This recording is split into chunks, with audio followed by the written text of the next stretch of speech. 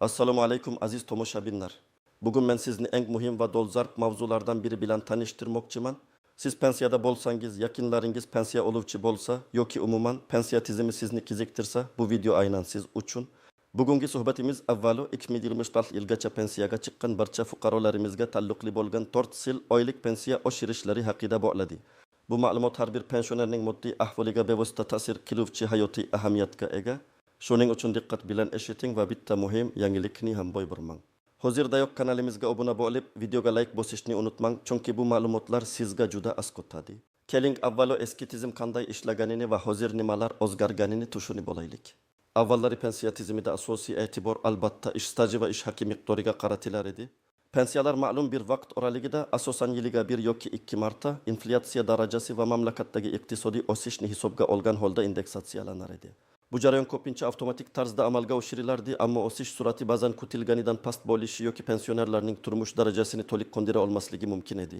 Bundan tashqari uzoq yillar oldin pensiyaga chiqqan fuqarolarimizning dastlabki pensiya miqdori bugungi kunda sezilarli darajada qadrsizlanib, ularning xarid qobiliyatiga salbiy ta'sir ko'rsatishi mumkin edi.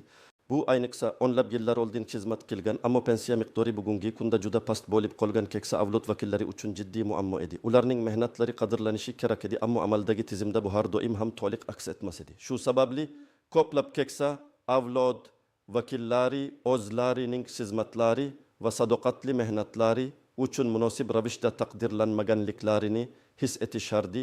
Bu esa adolatsizlik hissini uyg'otardi. Endi esa vaziyat tubdan o'zgarmoqda.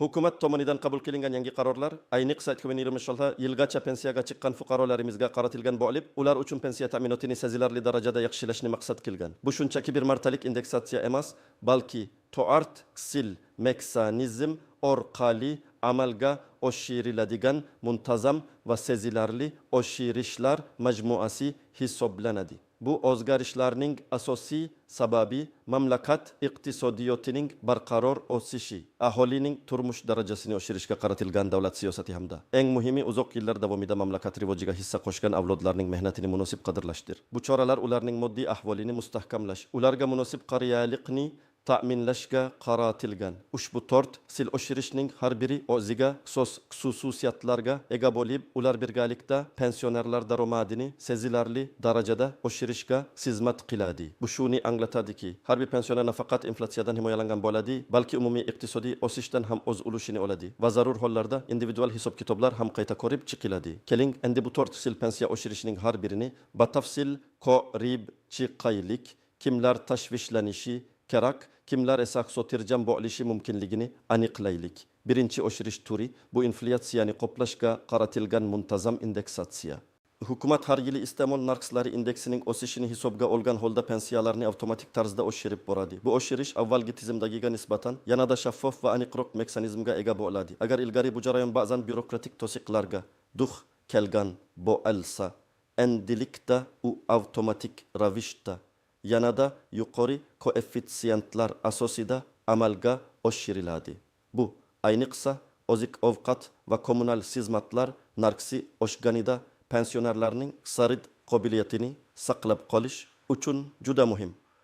Bu mexanizm orqali pensiya miqdori mamlakatdagi inflyatsiya darajasiga bog'liq bo'ladi va bu darajadan kam bo'lmagan foizda oshirib boriladi.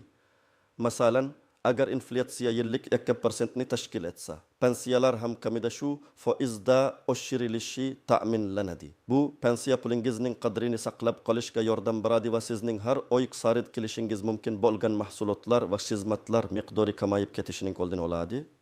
Bu birinchi navbatda kunlik ehtiyojlarga pul sarflaydigan va har bir tiyinga qarab ish tutadigan pensionerlar uchun juda katta yordamdir. Ikkinchi oshirish turi bu mamlakatdagi o'rtacha oylik ish haqi o'sishiga bog'liq bo'lgan indeksatsiya. Pensiya miqdori nafaqat inflyatsiyani qoplashi, balki mamlakatdagi umumiy iqtisodiy o'sishdan ham manfaatdor bo'lishi kerak. Shu sababli endi pensiyalar mamlakatdagi o'rtacha ish haqi o'sishi bir faziga mutanosib ravishda oshiriladi. Bu shuni anglatadiki, yillar o'tib pensiya miqdori nafaqat qadrsizlanib qolmaydi, balki jamiyatning umumiy farovonligi oshgani sari u ham yuqorilab boradi.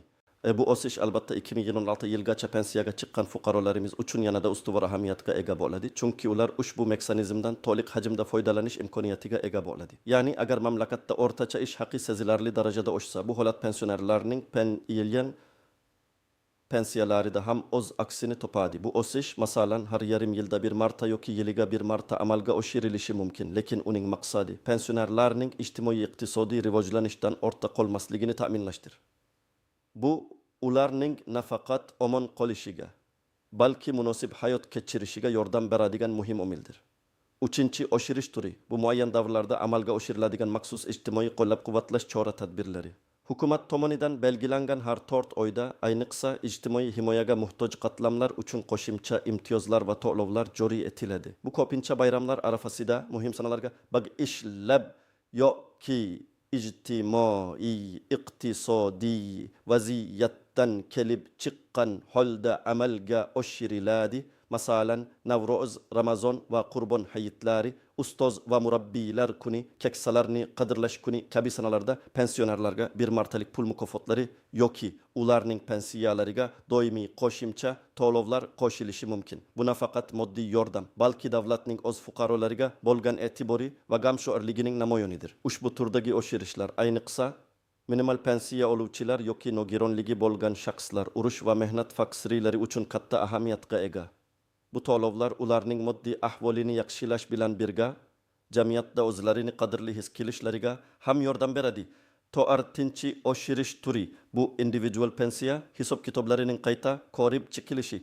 Ba'zan pensiyalar hisoblanganda ish staji yoki ish haqqining ayrim davrlari yetarlicha hisobga olinmay qolishi mumkin. Bu ayniqsa avvalgi davrlarda hujjatlar raqamlashtirilmagan va tizim avtomatlashtirilmagan paytlarda pensiyaga chiqqanlarga tegishli. Yangi qoidalar tufayli dohandu tushunmalar yilgacha pensiyaga chiqqan fuqarolarning pensiya yig'ma jildlari muntazam ravishda qayta ko'rib chiqiladi. Bu ayniqsa hujjatlar to'liq bo'lmaganligi yoki eski hisob-kitob metodologiyasi tufayli pastda bo'lib qolganlarga juda katta yordam beradi.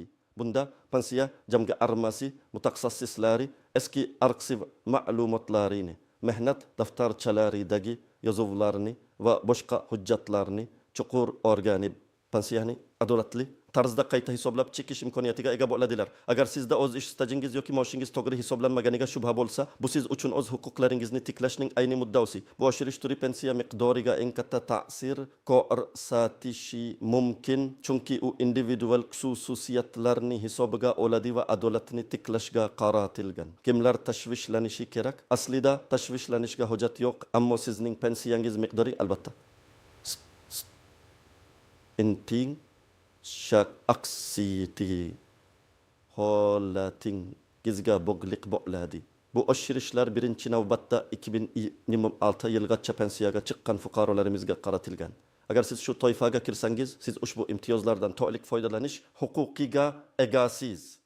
Bu degani sizga bu oshirishlar avtomatik tarzda tegishli bo'ladi yoki sizning murojaatingiz asosida alohida ko'rib chiqiladi.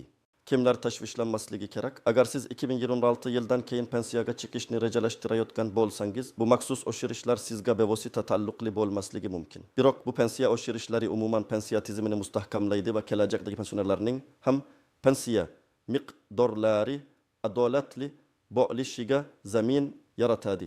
Shuningdek, agar siz allaqachon maksimal pensiya miqdorini olib kelayotgan bo'lsangiz, ba'zi oshirishlar sizning holatingizda sezilarli o'zgarishlarga olib kelmasligi mumkin. Ammo umuman olganda har qanday holatda ham pensiyangizni to'liq hajmda qayta ko'rib chiqish foydadan xoli emas. Maksimal pensiya oluvchilar ham inflyatsiya va o'rtacha ish haqi o'sishi hisobiga pensiyalarining qadrini saqlab qolishadi. Keling bir nechta real hayotiy misollarga to'xtalib o'taylik. Shunda tushunish osonroq bo'ladi. Misol 1, Dilnoza opa 2020 yilda pensiyaga chiqqan. Uning pensiya miqdori 1,200,000 so'm edi. Uning pensiyasi inflyatsiya tufayli qisman qadrsizlangan edi. Birinchi oshirish bosqichida inflyatsiyani qoplash hisobiga uning pensiyasi 50% ga oshirildi. Bu esa 80,000 so'm degani. Endi Dilnoza opaning pensiyasi 1,260,000 so'mga aylandi. Ikkinchi bosqichda mamlakatdagi o'rtacha ish haqi o'sishi tufayli qo'shimcha 10% 1,260 hazan so'mdan 10% 37.800 so'm qo'shildi. Bu yilning pensiyasini 1,207,200 so'mga yetkazdi. 3-bosqichda maxsus ijtimoiy qo'llab-quvvatlash doirasida, masalan, Ramazon hayiti munosabati bilan unga 100,000 so'm bir martalik to'lov emas, balki har oyga qo'shimcha 23,000 so'm ajratildi. Bu uning oylik pensiyasini 1,302,800 so'mga ko'tardi. Eng muhimi, 4-bosqichda uning ish staji bo'yicha pensiya yig'ma jildi qayta ko'rib chekildi va 1990 yillardagi maoshlari bo'yicha yangi ma'lumotlar arxivdan topilgani sababli pensiyasiga yana 70,000 so'm qo'shildi. Natijada Dilnoza opaning pensiyasi jami 1,200,000 so'mdan 1,392,800 so'mga oshdi. Bu 32,800 so'mdan ortiq qo'shimcha pul uning oylik ehtiyojlarini, masalan, dori-darmon yoki oziq-ovqat xarajatlarini qoplashda juda katta yordam beradi. Masalan, u endi o'zik so'hlagan biroz qimmatroq bo'lsa ham sifatliroq oziq-ovqat mahsulotlarini sotib olishi yoki farzandlaridan ortiqcha yordam so'ramasdan o'zining ba'zi xarajatlarini qoplashi mumkin. Bu shunchaki raqamlar emas, balki Dilnoza opaning hayot sifatining yaxshilanishidir. Misol 2 Akmal aka 2005 yilda pensiyaga chiqqan harbiy xizmatchi.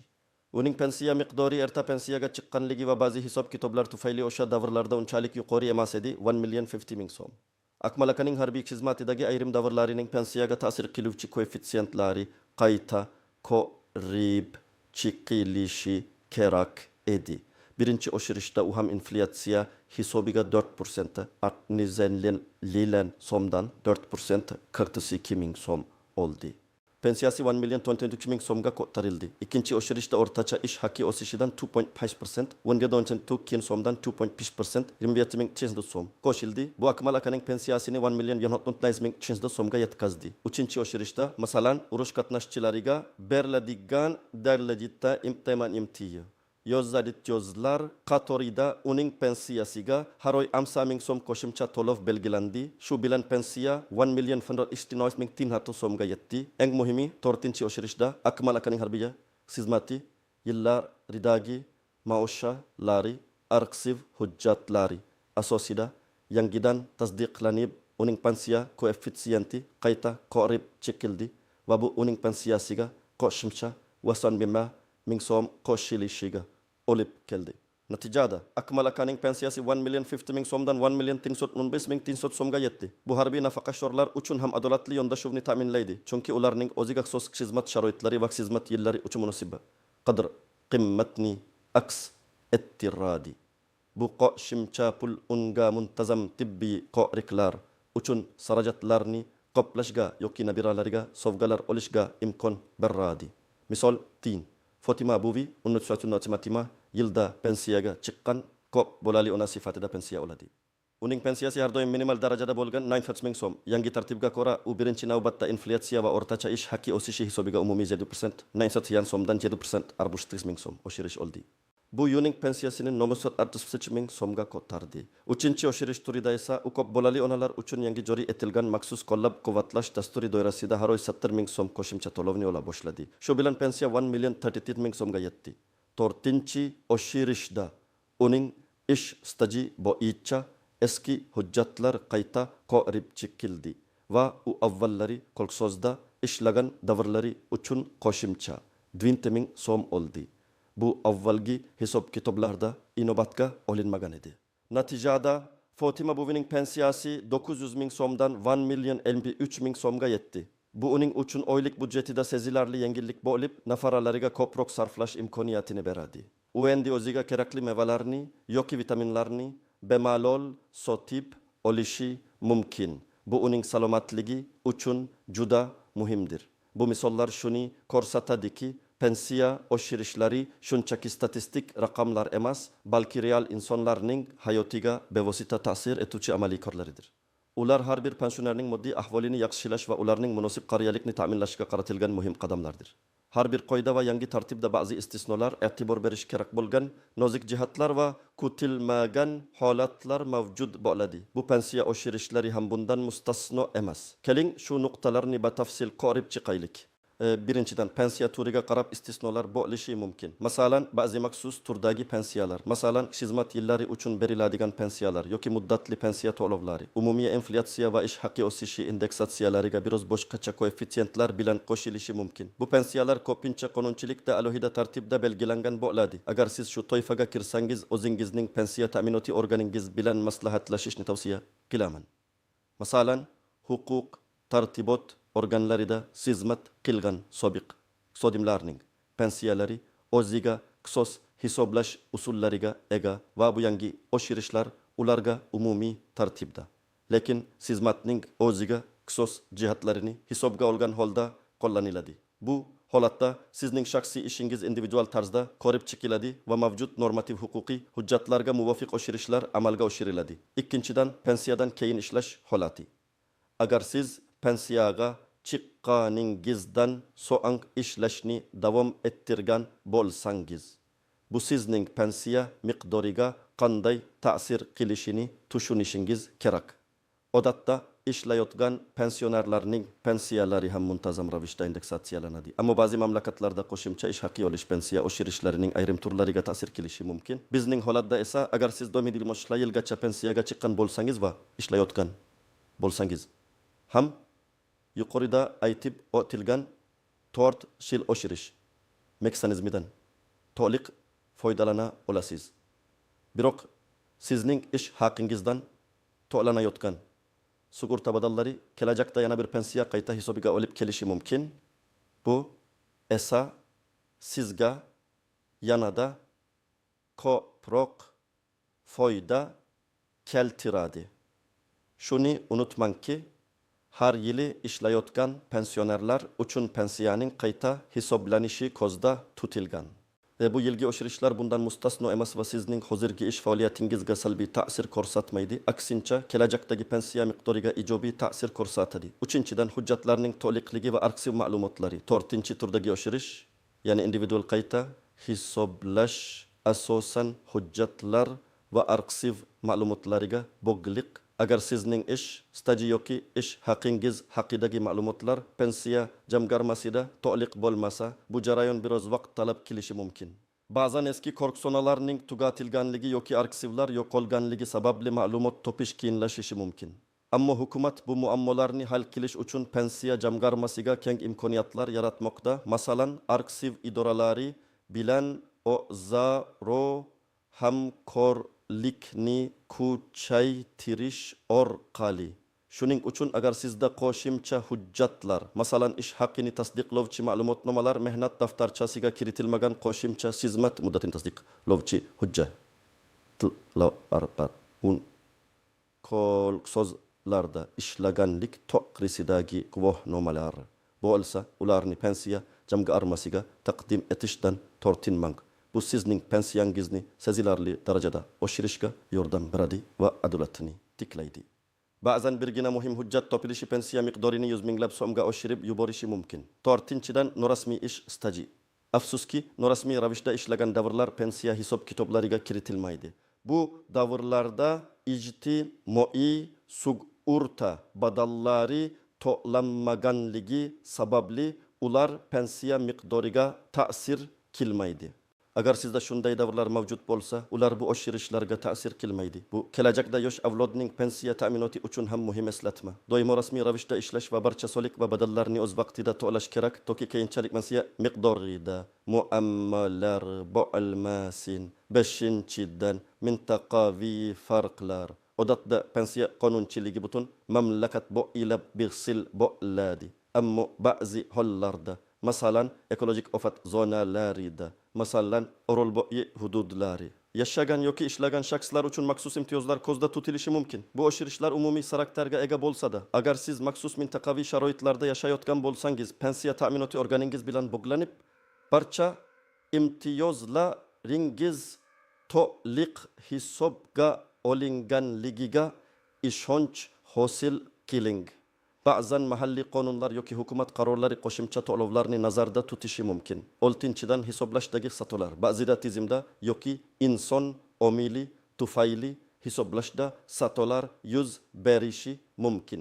pensiya miqdoringizni muntazam ravishda tekshirib turish, pensiya jamg'armasining rasmiy saytlaridan yoki mobil ilovalaridan foydalanib o'zingizga to'lanayotgan summaning to'g'riligini nazorat qilish juda muhim. Bu yerdagi ma'lumotlar bilan bank hisobvaragingizga tushadigan summani solishtirishingiz kerak. Agar shubhangiz bo'lsa, darhol murojaat qiling va aniqlik kiriting. Esda tuting, sizning huquqlaringizni himoya qilish birinchi navbatda o'zingizga bog'liq.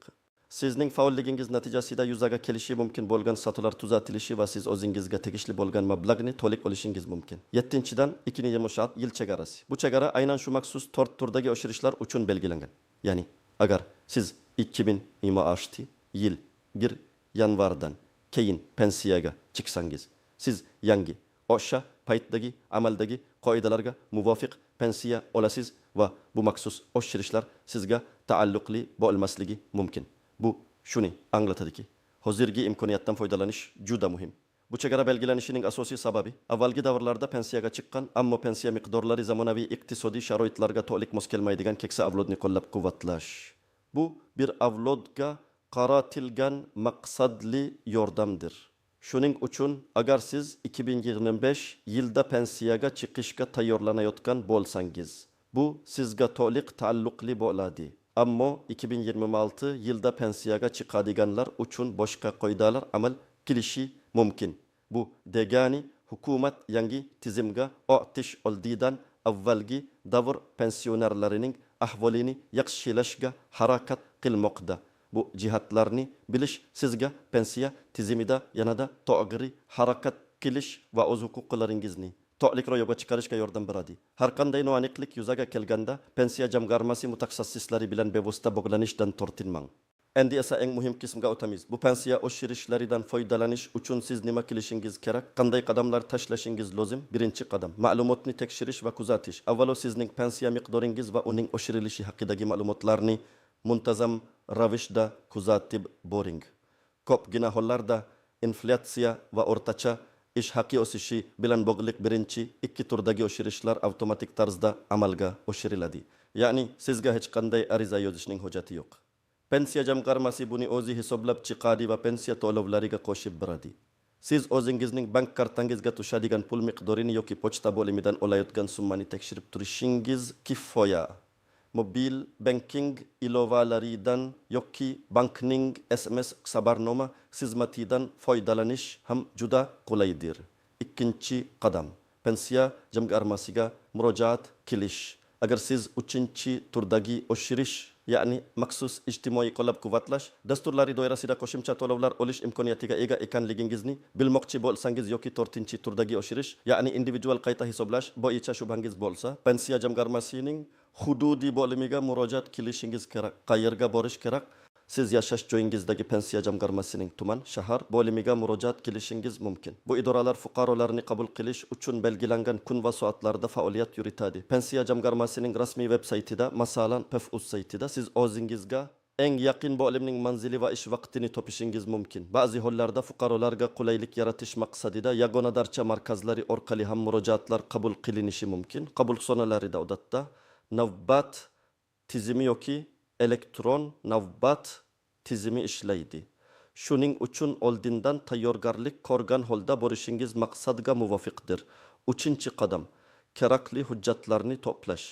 Pensiya jamg'armasiga murojaat qilishda quyidagi hujjatlar sizda tayyor bo'lishi kerak. Bu pasport yoki shaxsni tasdiqlovchi boshqa hujjat, asl nusxasi va nusxasi, pensiya guvohnomasi, asl nusxasi va nusxasi, tanatin mehnat daftarchasi agar mavjud bo'lsa, chunki ba'zi ma'lumotlar unda bo'lmasligi mumkin. Asl nusxasi va nusxasi, part ish staji yoki ish haqi miqdorini tasdiqlovchi qo'shimcha hujjatlar. Bu ayniqsa pensiya qayta hisoblash uchun muhim. Masalan, eski korxonadan ma'lumotnomalar, arxivdan olingan ma'lumotlar, ish haqining bank to'lovlari haqidagi hujjatlar, kolxozlarda ishlaganlik to'g'risidagi ma'lumotnomalar va boshqalar. Qancha ko'p tasdiqlovchi hujjat bo'lsa, jajabi shimay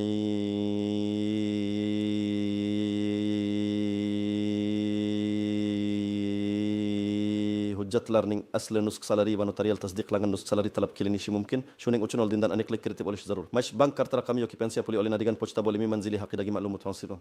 Bu sizning pensiyangizni o'tkazib berish uchun zarur. 4-qadam arizani to'g'ri yozish.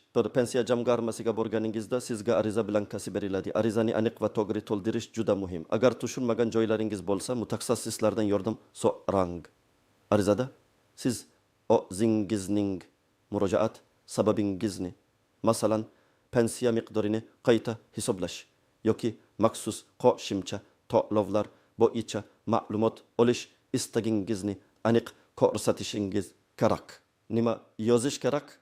Arizada shaxsiy ma'lumotlaringiz, faish, yashash manzili, pasport ma'lumotlarini ko'rsating. Keyin esa murojaatingizning mohiyatini bayon eting. Misol uchun, men faishma tugilgan sanada tugilganman, pasportim, seriya va raqam 28 yildan buyon pensiyadaman.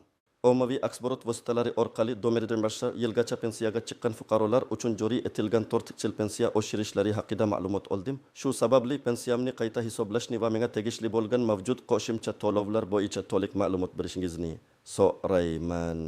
Ish stajimga oid qo'shimcha hujjatlarni yoki ularning tasdiqlangan nusxalarini ilova qilaman. O'z navbatida tegishli tekshiruvlarni amalga oshirishda yordam berishga tayyorman. Kabi mazmundagi ariza.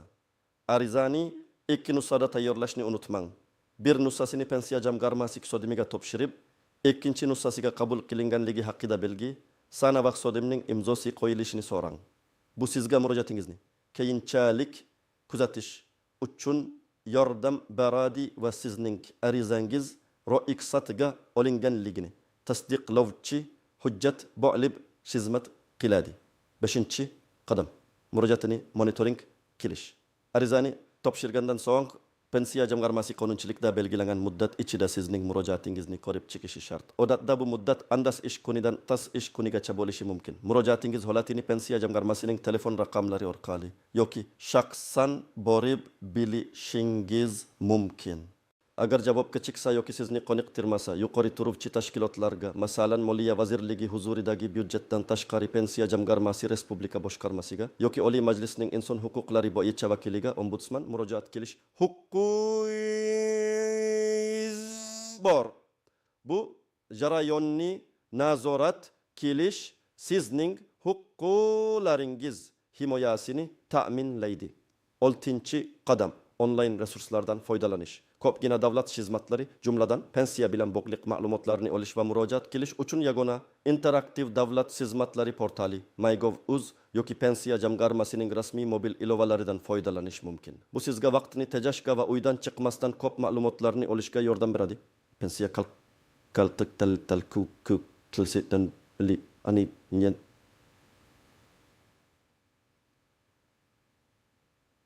orqali o'zingizning pensiya miqdoringizni taxminan hisoblab ko'rishingiz mumkin. Shuningdek, ushbu portallar orqali siz pensiya hisobingiz holatini tekshirishingiz, pensiya miqdorining o'zgarishlari tariqsini ko'rishingiz va hatto ba'zi hujjatlar uchun onlayn ariza berishingiz mumkin. Bu zamonaviy imkoniyatlardan foydalanishdan tortinmang. Bu amaliy tavsiyalar sizga pensiya oshirishlaridan to'liq foydalanish va o'z huquqlaringizni himoya qilishda asqotadi deb umid qilaman. Xulosa qilib aytadigan bo'lsak, bugun biz 2024-yilgacha pensiyaga chiqqan barcha fuqarolarimiz uchun joriy etilgan 4 yil muhim pensiya oshirish mexanizmlarini atroflicha ko'rib chiqdik. Bu inflyatsiyani qoplash, o'rtacha ish haqi o'sishiga mutanosib oshirish, maxsus ijtimoiy qo'llab-quvvatlash va individual pensiya hisob-kitoblarini qayta ko'rib chiqish kabi muhim choralardir. Bu choralar pensionerlarimizning turmush darajasini sezilarli darajada yaxshilashga va ularning mehnatlarini munosib qadrlashga qaratilgan. Bu nafaqat sizning moddiy ahvolingizni yaxshilash, balki davlatning sizga bo'lgan e'tibori va g'amxo'rligi namunasidir. Shuning uchun men sizni faol bo'lishga va o'z huquqlaringizdan to'liq foydalanishga chaqiraman. Hurmatli tomoshabinlar, bugungi video haqida o'z fikr, mulohazalaringizni, savollaringizni yoki shaxsiy tajribangizni kommentariyalarda yozib qoldiring. Bu boshqa tomoshabinlarimiz uchun ham foydali bo'lishi mumkin. Videomiz sizga ma'qul bo'lgan bo'lsa, like bosishni unutmang va kanalimizga obuna bo'ling. Shunda kelgusi qiziqarli va foydali videolarimizni o'tkazib yubormaysiz. Keyingi videolarda ko'rishguncha sayr salomat bo'ling.